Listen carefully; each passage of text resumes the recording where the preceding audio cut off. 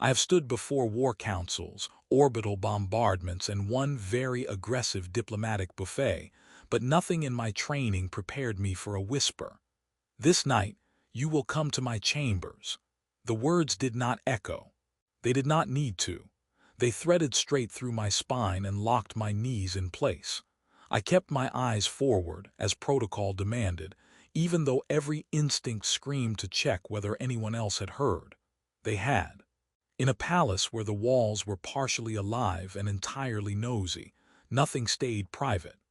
The crystalline columns pulsed faintly, relaying biometric data through the neural lattice that connected the entire court.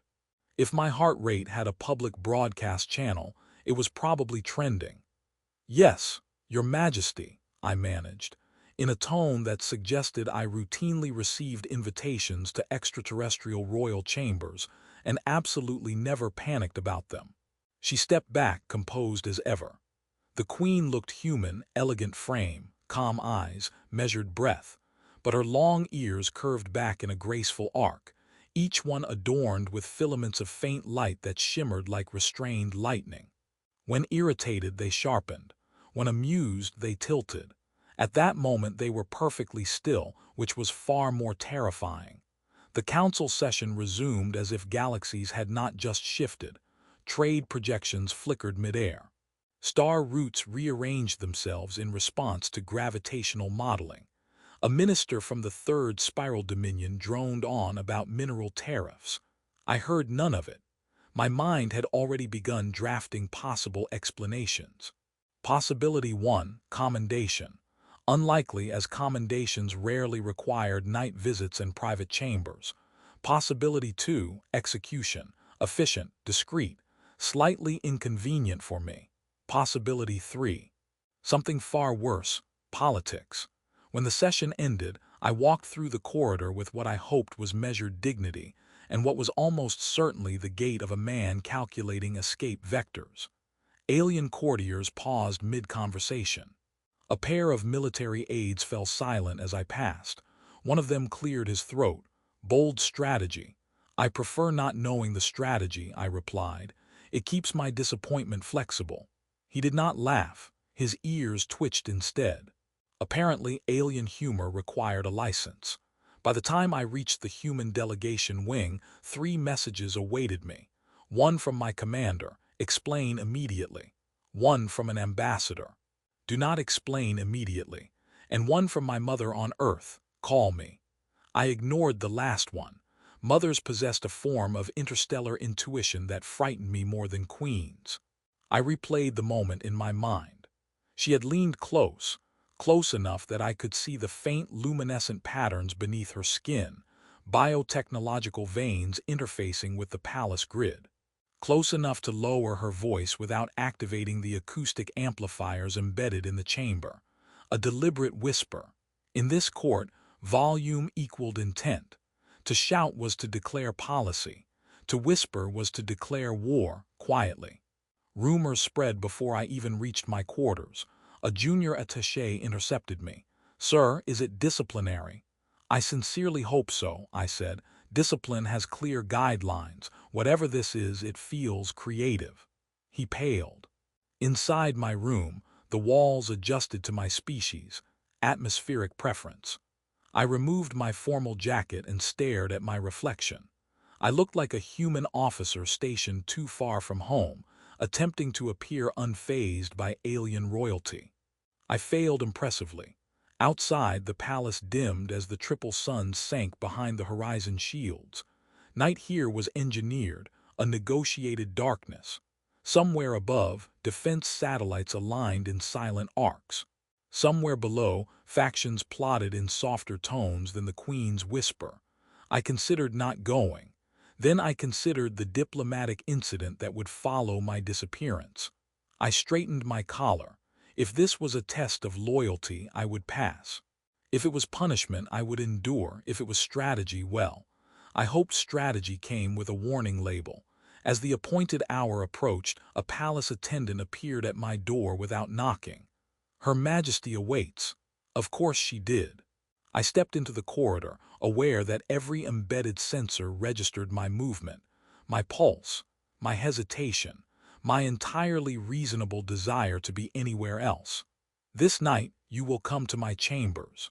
My heart attempted one final protest. Stand down, I muttered to it. We're professionals. It did not listen. The corridor to the private wing did not curve by accident. It narrowed gradually, as if encouraging reconsideration. I considered it, briefly. Two sentinels stood at the threshold, their armor fused to their skin in seamless biotechnological plates, their long ears angled toward me with synchronized precision. I saluted. They did not. I suspected they were incapable of casual gestures. State purpose, one said. I was invited, I replied, against my cardiovascular system's advice. A pause. A faint pulse rippled across the wall beside them as the palace verified my claim through its neural lattice. Confirmed, the second sentinel said. Enter. That was it. No ceremonial announcement, no dramatic gong. Just enter asterisk, as though I were stepping into an office to discuss budget allocations, instead of walking into the epicenter of interspecies tension. The doors dissolved.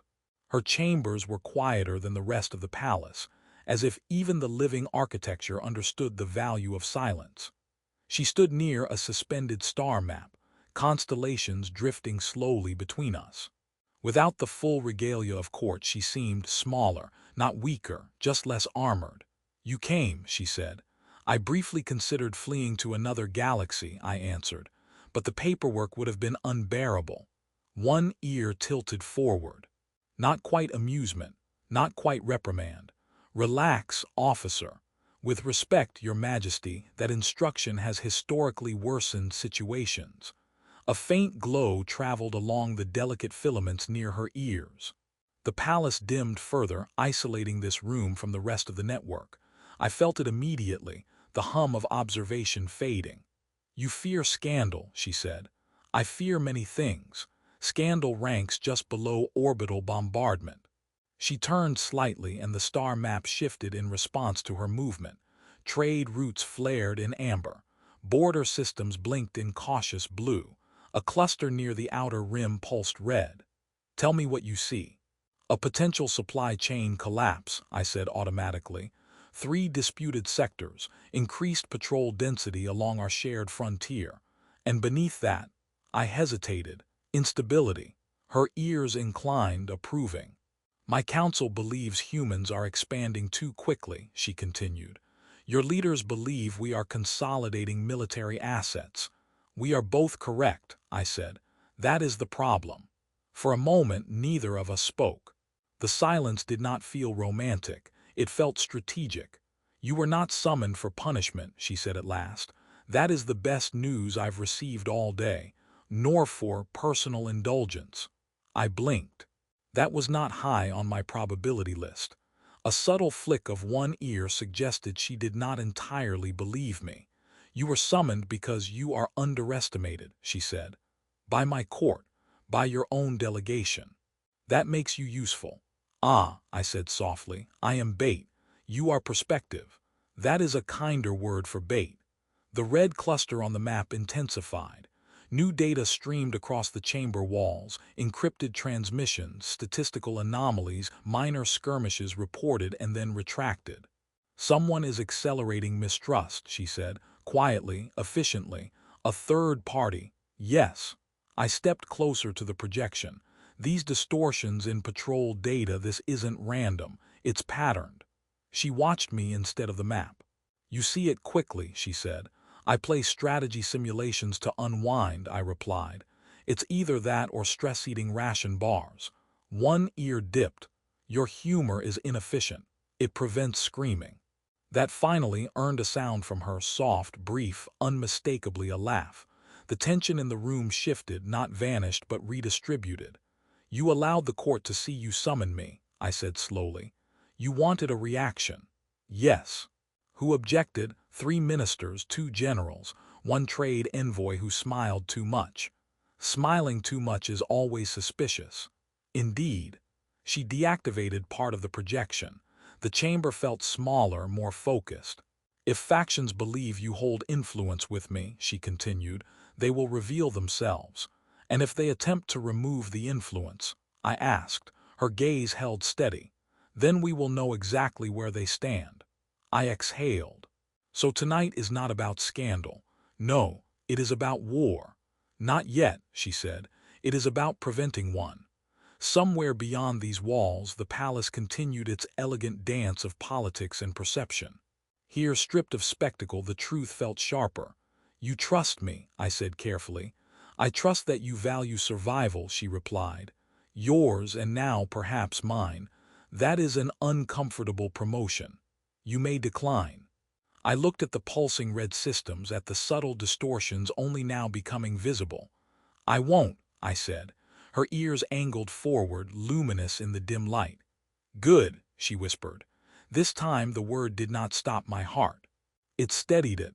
You will continue to attend council as if nothing has changed, she said. That will be difficult, I replied. Everything has changed. I now have a secret. I am terrible with secrets. I once ruined a surprise retirement ceremony by congratulating the wrong admiral. Her ears angled outward. You will manage. I will attempt to appear mildly confused rather than catastrophically informed. She extended her hand toward the projection. The red systems separated from the rest of the map, expanding into layered schematics of fleet movement, encrypted relays, and civilian traffic. New lines emerged, faint, almost shy. Those lines, I said, they're not ours. No, nor yours. No, excellent. I always prefer mysterious third forces manipulating galactic stability. It keeps diplomacy lively. You use humor when threatened, she said. I use humor when breathing. It is a human malfunction. She ignored that. These transmissions alter patrol timing by fractional degrees. A fleet arrives 12 minutes late. A cargo convoy reroutes without clear reason. Small errors. Small errors start wars, I said. Yes. I studied the patterns more closely. They're testing response thresholds. She looked at me carefully. Explain. If they push too hard, we notice. So they nudge, adjust, measure reaction. It's behavioral modeling on a civilizational scale. Her long ears dipped in acknowledgement. That aligns with my suspicion. Then the question becomes who benefits from mistrust without open conflict. State your hypothesis. An external power waiting for both sides to exhaust resources, I said, or an internal faction seeking emergency authority. Her silence confirmed the second possibility troubled her more. A chime interrupted us. Not from the palace network. This signal was narrowband, encrypted, directed at her personal channel. She did not move to answer. You should take that, I said. It is from Minister Kaler. Smiles too much. Yes. Definitely take it. She activated the channel. The minister's holographic form shimmered into existence, bowing with theatrical grace. Your Majesty, he said, I trust your evening proceeds productively. It does, she replied evenly. His gaze flicked to me. Ah, the human officer. I come highly recommended, I said, mostly by myself. His ears twitched, irritation leaking through polished courtesy. There are concerns in the council regarding certain influences. I am very influential, I said. I once convinced my unit to switch ration flavors. The Queen's ears flicked forward briefly, suppressed amusement. Kaler continued, some fear confidential matters may be misinterpreted. I would never misinterpret confidential sabotage, I said. I misinterpret only sarcasm. The minister's image flickered. Sabotage. The Queen stepped in smoothly. Officer Hale is reviewing trade irregularities, nothing more. Kaler studied her, studied me, calculated. If irregularities exist, he said slowly, the council must be informed. They will be, she replied, when evidence matures. A pause stretched thin. Of course, Kaler said at last. We rely on your wisdom. The transmission ended. I exhaled. He heard the word sabotage. Yes. He will react. Yes. Good. Her gaze sharpened. Good. If he is involved, he will attempt to accelerate whatever plan is in motion. People rarely tolerate uncertainty about exposure. And if he is not involved, Then he will panic anyway, I said, which still reveals alliances. She regarded me for a long moment. You are comfortable provoking instability. I am comfortable observing it. There is a difference. She turned back to the projection. We will need proof before confronting anyone. Then we create a controlled variable. Her ears angled in curiosity. Explain. We leak altered patrol data, I said. Not dangerous, just noticeable. If the third party adjusts in response, we trace the interception point. You propose a trap. I prefer the term educational experiment. And if the experiment fails, then I apologize profusely and request reassignment to asteroid accounting. A faint glow rippled along her ears again. You will remain where you are. That is both reassuring and concerning. She extended her hand, integrating my suggested false data into the network. The palace accepted it seamlessly, organic processors recalibrating in silence. It is done, she said. Now we wait. Yes. Waiting in a palace wired with suspicion felt like standing inside a loaded equation. You realize, I said quietly, that if this works, whoever is behind it will know we are aware. They may already suspect. And you are comfortable with that. She faced me fully. I am tired of reacting. For a moment the weight of her position pressed into the space between us. I cleared my throat. Well, if we are to antagonize hidden galactic meddlers, I recommend we do so well rested. You intend to sleep. I intend to try. My species requires unconsciousness to maintain functionality. Very inefficient. Agreed. She stepped closer, voice lowering but no longer trembling with hidden implication. You will remain in my confidence, she said, publicly and privately. That will intensify rumors. Yes. I considered the council's whispering corridors, the calculating ministers, the invisible third force watching for weakness. Then let them whisper, I said. We will give them something real to fear. Her long ears tilted forward, luminous in the dim chamber. For once, she said softly, I believe that is not an exaggeration. The reaction came sooner than either of us expected. Patrol Group 7 has altered course, I said, watching the data cascade across the chamber interface. I authorized no such change, she replied. You didn't have to, we did. The false coordinates we had inserted were subtle, barely a fractional deviation along the outer corridor. Harmless, predictable.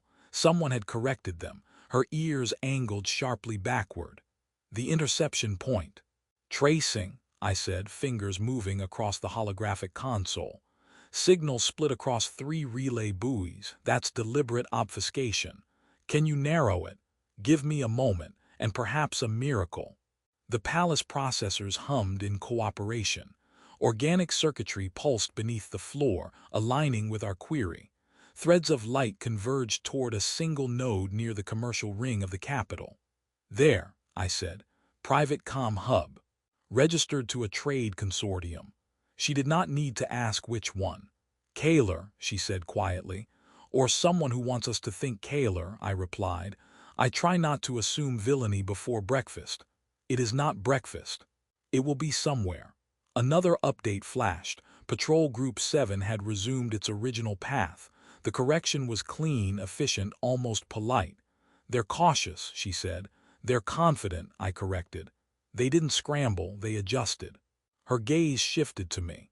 What would you do if you were them? Escalate slowly, I said. Increase pressure along a contested zone.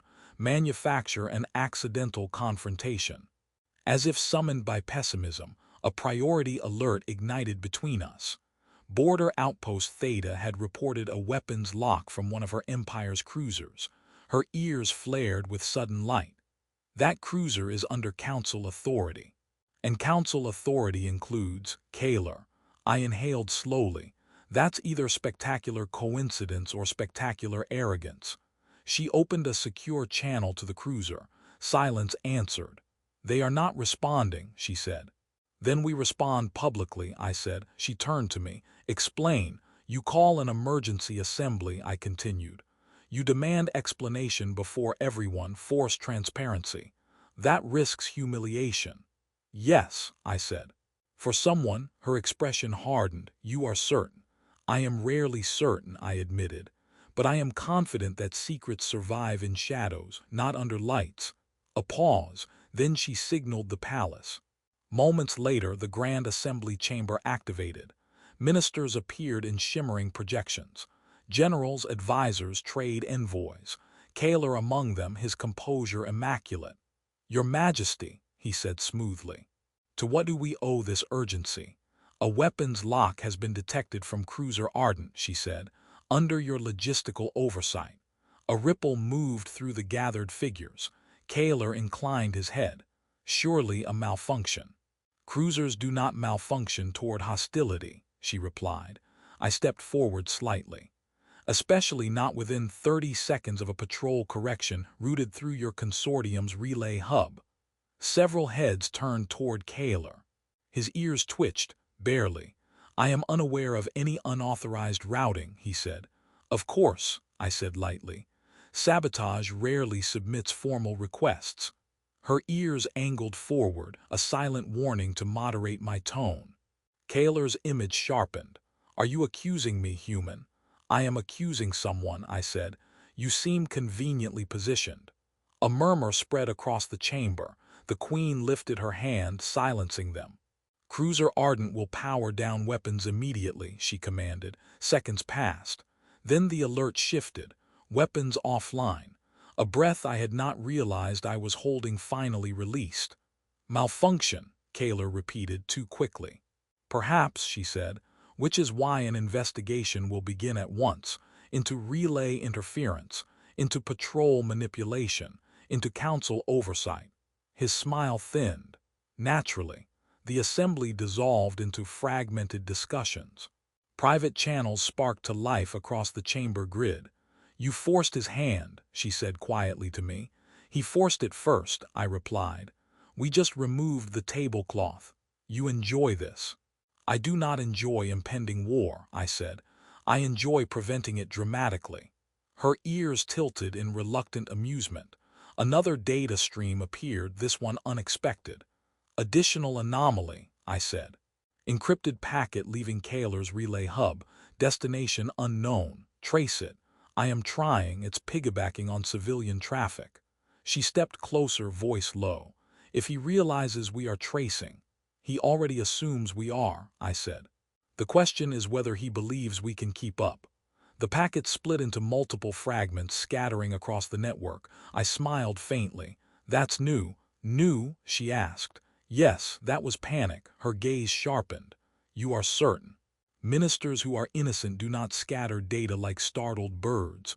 She considered that. Prepare a warrant, she said, quietly, for arrest, for access. I nodded, subtle. I prefer precision, she replied. The palace lighting shifted slightly, signaling late cycle. You realize, I said, that if this connects beyond him, we are about to discover something significantly larger than council rivalry. I know, she said, and you are calm. I am not calm, she replied softly. I am prepared. I looked at the fading traces of the scattered packet. Then we had better be faster than whoever is watching us, I said. Her long ears angled forward, glowing with restrained intensity. Yes, she said, we had better. The warrant executed at dawn cycle. Kaler did not resist. That more than anything unsettled me. You are making an error, he said as security constructs sealed the relay hub and isolated its neural core. You assume ambition equals treachery. I assume weapons locks are unfriendly, I replied. It's a human bias. The Queen stood beside me, silent, her long ears angled forward with controlled focus. Data poured from the hub into the palace processors. Encrypted partitions fractured under authorized override. External handshake confirmed, I said quietly. He wasn't the origin. Kaler's composure flickered. You cannot comprehend the scale of what is coming. That's generally why I ask questions, I said. A projection unfolded between us, deep space coordinates beyond mapped alliance borders. A fleet signature, not vast, not overwhelming, just enough. They seeded both governments with predictive conflict models, I said. manipulated patrol timing, amplified minor disputes. They wanted escalation without firing the first shot. Yes, Kaler said, because divided you are weak. And united, the Queen asked. He hesitated. Problematic, I finished for him. The projection shifted again, revealing intercepted communications between Kaler and the unknown fleet. He had not served them, he had negotiated. You believed you could control them, the Queen said. I believed I could position us advantageously, Kaler replied. Humans expand, your council fractures, I sought leverage. You nearly triggered war, I said. I sought deterrence. You sought power, she corrected. Silence settled. I studied the fleet's signature. They're waiting, I said, expecting chaos. Yes, she replied. Then let's disappoint them. She turned to me. Your proposal. We broadcast the evidence, I said. Jointly, human and your empire. Reveal the manipulation. Invite the fleet to observe our unity. Kaler laughed softly. You think revelation deters predators? No, I said, but unpredictability does. She considered. Continue. We send a coordinated patrol to the disputed sectors, I said. Mixed crews, publicized routes, transparent comms. If the fleet intervenes, they confront both of us simultaneously. And if they withdraw, she asked. Then they lose their leverage, I said. They require distrust. We remove it. Kaler's image dimmed as containment fields strengthened around him. You are naive, he said to me. Frequently, I admitted, but rarely alone. The Queen's ears angled toward me, luminous and steady. Within hours, the joint broadcast transmitted across known space. Evidence, coordinates, proof of interference. Human admirals appeared beside alien generals. Accusations dissolved into shared strategy. The external fleet responded with silence, then movement. They're retreating, I said, tracking the shift in signature. Slowly. Why? She asked. Because they miscalculated, I replied. They assumed pride would override prudence. Her gaze lingered on me. And did it? For a moment, I said honestly. Yes. The joint patrol launched 2 cycles later. I stood on the command deck of a human cruiser integrated with alien navigational matrices. Beside me, one of her captains adjusted course using bioluminescent interface strands. Comfortable? He asked. I miss straightforward paranoia, I said. This cooperative optimism is disorienting. He made a sound that might have been laughter. The disputed sector remained calm. No weapons locks, no suspicious corrections. Back in the capital, Kaler faced tribunal, not execution. Exile, stripped of authority, not life. You show mercy, I said to her when she informed me. I show stability, she replied. Martyrs are inefficient. I nodded. I understood that now. Later, in the quiet of her chambers, no projections active, no alerts blinking, she faced me without the weight of imminent crisis. You have altered the trajectory of 2 civilizations, she said. I adjusted a few variables, I replied.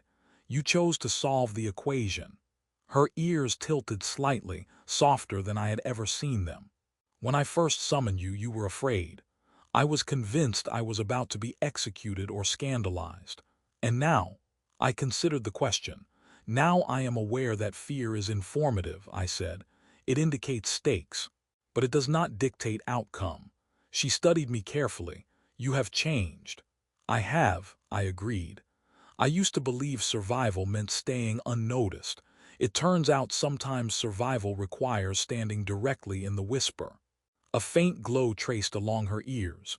You will remain as liaison, she said, publicly, privately. I suspected as much, I said. I have already informed my mother.